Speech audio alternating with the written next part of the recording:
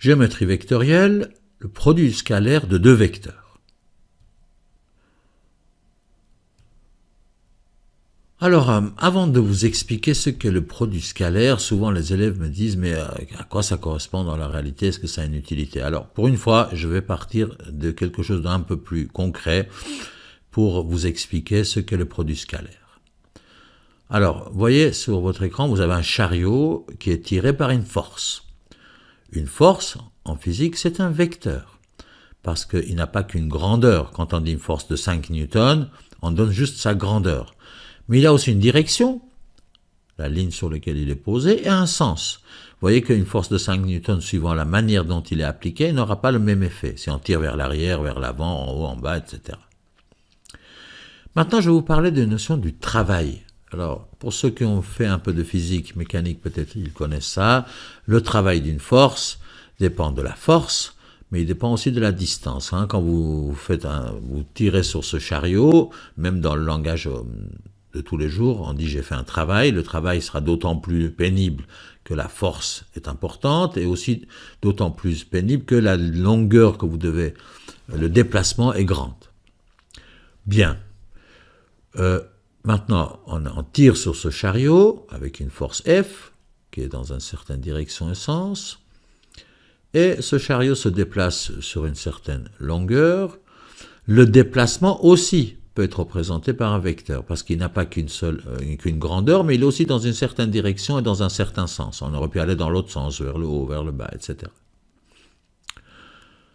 Maintenant, donc le travail, comme on a dit, dépend de deux grandeurs, de la force et du déplacement.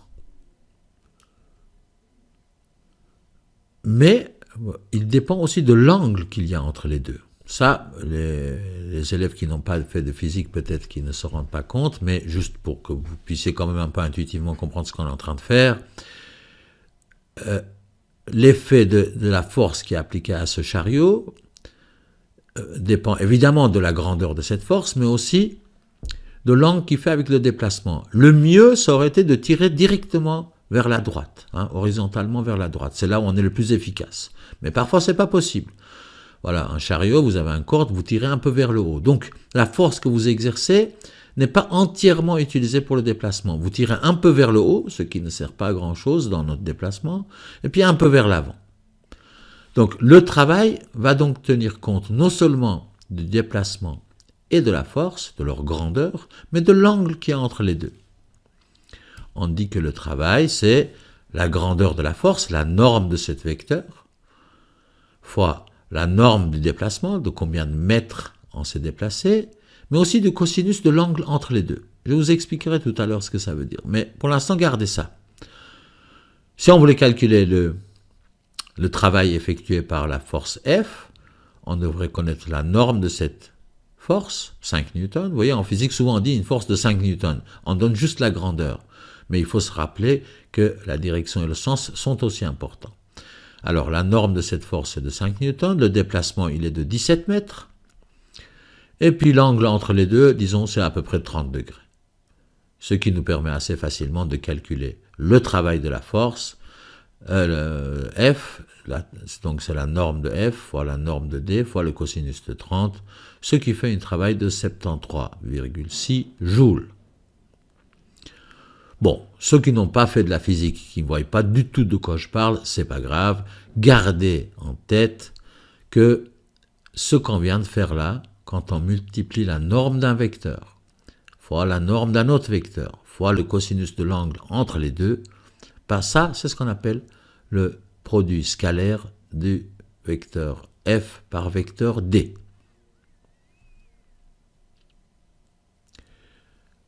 Pour que vous sentiez un peu ce que cela veut dire, voyez ce vecteur F qui tirait le chariot en avant.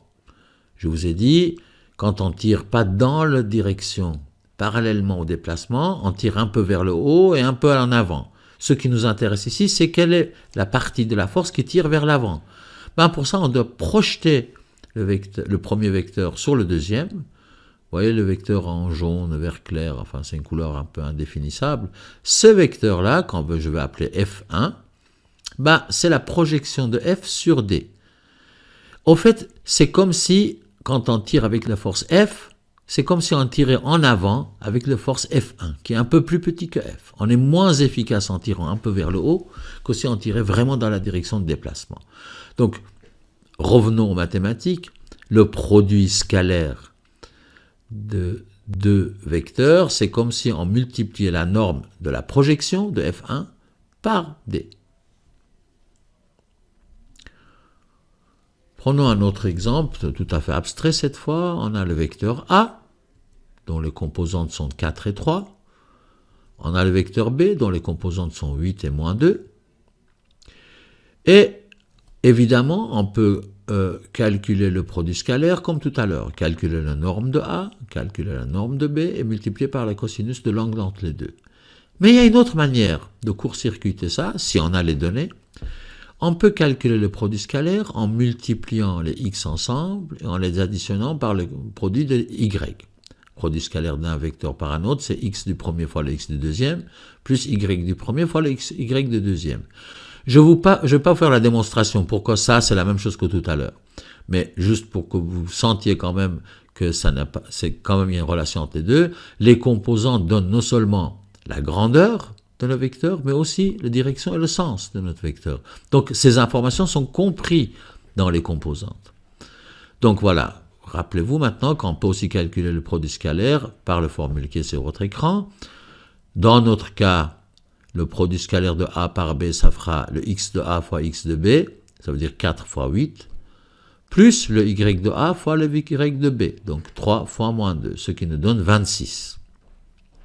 On serait arrivé exactement au même résultat si on avait pris l'autre formule.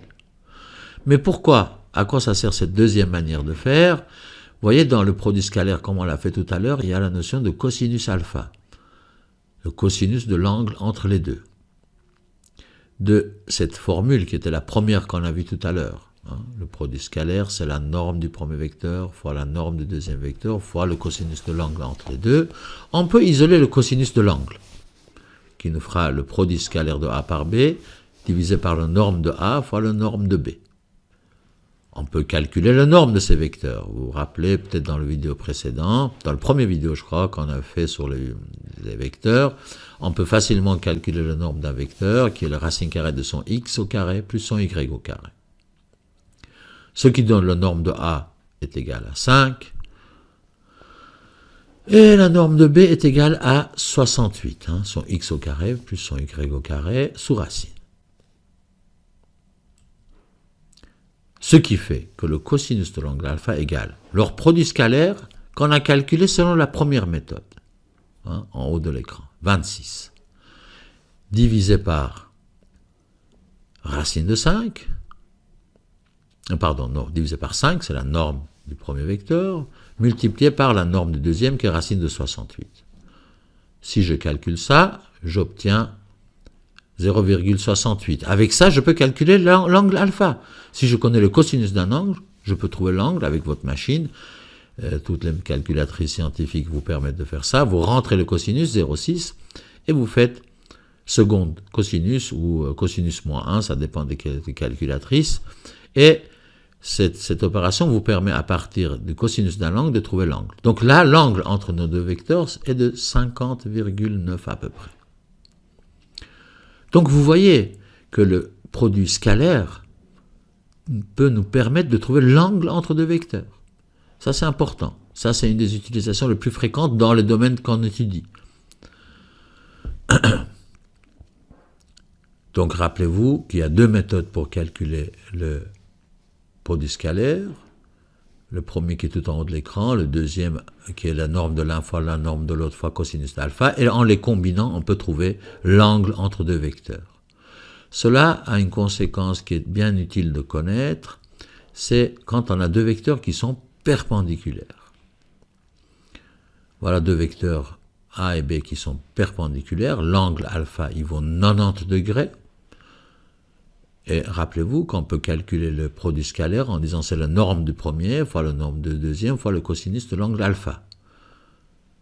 Si alpha vaut 90 degrés, ce qui est le cas ici, cosinus de 90 est égal à 0. Si vous n'êtes pas sûr, faites avec votre machine. 90 cosinus, ça vous donne 0. Ce qui veut dire quoi? Ça veut dire que le produit scalaire, qui est le norme de l'un fois le norme de deuxième fois le cosinus de alpha, sera égal à 0. Peu importe les normes de A et B, si c'est multiplié par 0, ça sera 0. C'est très important de vous rappeler de ça. Si deux vecteurs sont perpendiculaires, cela signifie que leur produit scalaire est nul. A l'inverse, si le produit scalaire de deux vecteurs est nul, cela veut dire qu'ils sont perpendiculaires. Ça va dans les deux sens.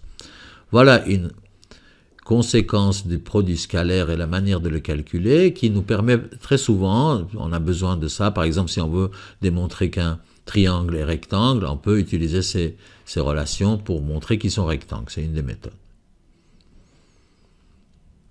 Dans notre cas, regardons, produit scalaire du premier par le deuxième, si l'angle est de 90 degrés, ben le produit scalaire doit être nul. Faisons le calcul. Par la méthode la plus simple, ça veut dire x du premier fois le x du deuxième, plus y du premier fois le y deuxième. Si on fait ça, on voit bien que le résultat est égal à 0, ce qui confirme bien que ces deux vecteurs sont perpendiculaires. Cette relation peut être utilisée dans un certain nombre de problèmes. Je vous donne un exemple simple. Reprenons les deux vecteurs qu'on avait tout à l'heure, qui sont perpendiculaires, et regardez les coordonnées les composants du B. Vous voyez que pour le B, je vous ai donné son Y, mais pas son X. Alors que le vecteur A, il est fourni par son X et son Y. Si je vous dis, ça fait partie des données, je vous affirme que ces deux vecteurs sont perpendiculaires, ben avec ce qu'on a vu tout à l'heure, vous allez pouvoir calculer le X de B. Alors, je vous dis, A est perpendiculaire à B. Là, vous devez vous rappeler que donc leur produit scalaire est égal à 0.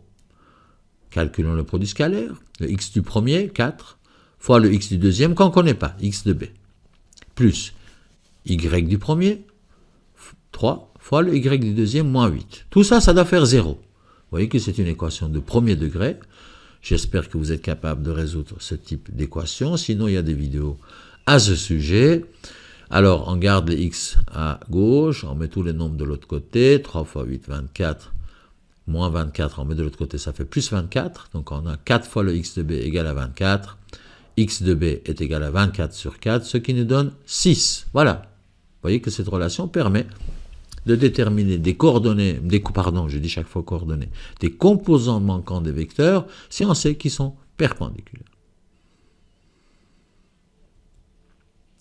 Donc pour résumer, le produit scalaire de deux vecteurs. Vous voyez, on utilise un rond, il ne faut pas confondre, ce n'est pas une simple multiplication. Hein. On ne peut pas multiplier deux vecteurs. Le produit scalaire, c'est une procédure un peu plus compliquée, c'est la grandeur ou la norme du premier vecteur, fois la norme du deuxième vecteur, multiplié par le cosinus de l'angle entre les deux. On appelle produit scalaire parce que le résultat, c'est un scalaire, ça veut dire un nombre. De ça, on peut tirer que le cosinus de l'angle entre deux vecteurs, c'est le produit scalaire divisé par le nombre de l'un fois le nombre de l'autre. Et en le combinant avec le deuxième manière de calculer le produit scalaire, on peut calculer l'angle entre deux vecteurs. Et enfin, n'oubliez pas la conséquence de tout ce qu'on vient de dire, si deux vecteurs sont perpendiculaires, leur produit scalaire est nul. Et dans l'autre sens, si le produit scalaire entre deux vecteurs est nul, ça veut dire qu'ils sont perpendiculaires.